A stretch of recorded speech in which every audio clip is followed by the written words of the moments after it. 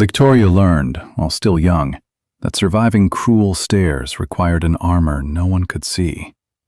It wasn't made of indifference, but of a daily decision to keep loving herself, even when the world insisted otherwise. That armor, built little by little, became the foundation of everything she would go on to become. She grew up hearing comments about her body before she even understood what they meant. Too early, she learned to tell the difference between those who truly loved her and those who merely tolerated her presence. As a teenager, Victoria faced what many face: the hostile mirror, clothes that never fit the way she expected, comments disguised as concern. But there was a spark of resistance in her that refused to be extinguished. Instead of hiding, she slowly began to take up space with more confidence each year. It was in adulthood that Victoria finally found her own voice. She realized she had spent too many years trying to fit into standards that were never made for bodies like hers, and decided, in a moment of absolute clarity, that she would no longer do that. She traded clothes that hid her for ones that celebrated her. She traded silence for presence. Her journey wasn't linear.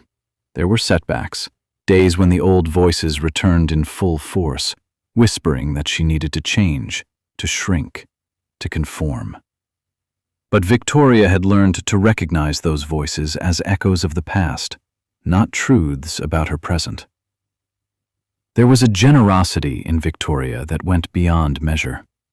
She helped friends without being asked, listened with genuine attention, and held a special tenderness for anyone else fighting against their own self-image. Her empathy came directly from her own story of overcoming. In love, Victoria learned to demand reciprocity. She no longer accepted relationships where she had to prove herself worthy of affection.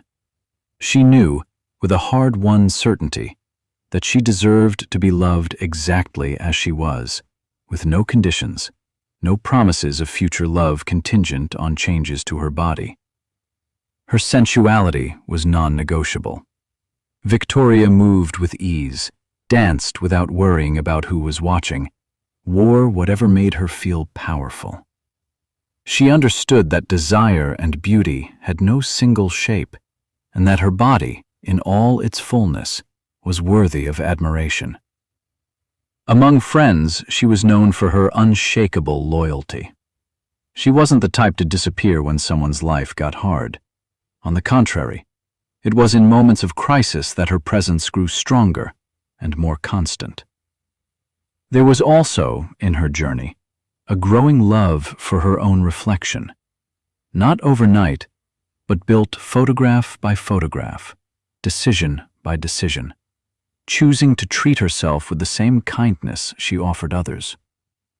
Learning to look in the mirror without automatic criticism was, for Victoria, one of the hardest and most liberating exercises of her life.